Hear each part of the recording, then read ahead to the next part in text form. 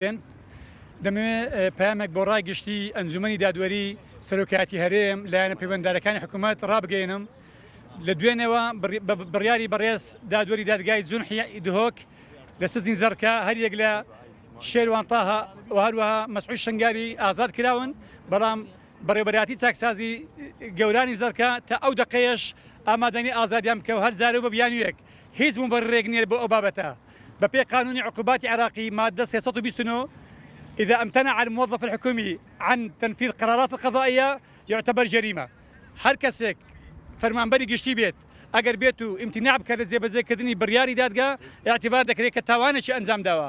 بۆیە ئەگە ئەوڕۆ هەتا کۆتایی دەوام ئەگەر بەڕێوەبەرایەتی چاکسازی زەرکە هەریەک لە شێروان تاها و مەسعود شنگاری ئازاد نەکات، ئێمە ناچار دەبین ڕێکاری یاسایی بگرین بەریان و دژیان و وەسکاڵیانە سەر تۆمار بکەین.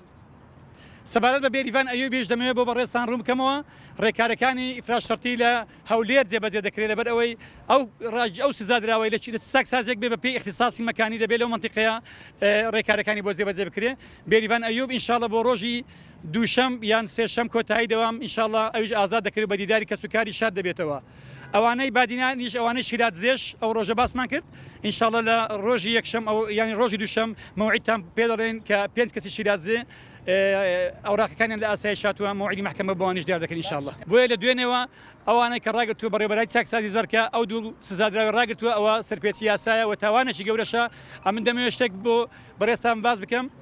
طبعا دوێنێ هەریەک لە کەسوکاری شێروان تاها و هەروها مەسعود شنگاری هەموو کەسوکاری خۆیان ئامادە کردبوو، خزمەکانیان دۆست و هاوڕێیانیان هەموو لە ماڵەکانیان کۆببوونەوە و خواردنیان حاضر کردبوو بۆ ئەوی پارشی ئفتار پێکەوە بکەنەوە، بەڵام بەداخەوە هەمیان بە هەناسە سادی فتاریان کردەوە.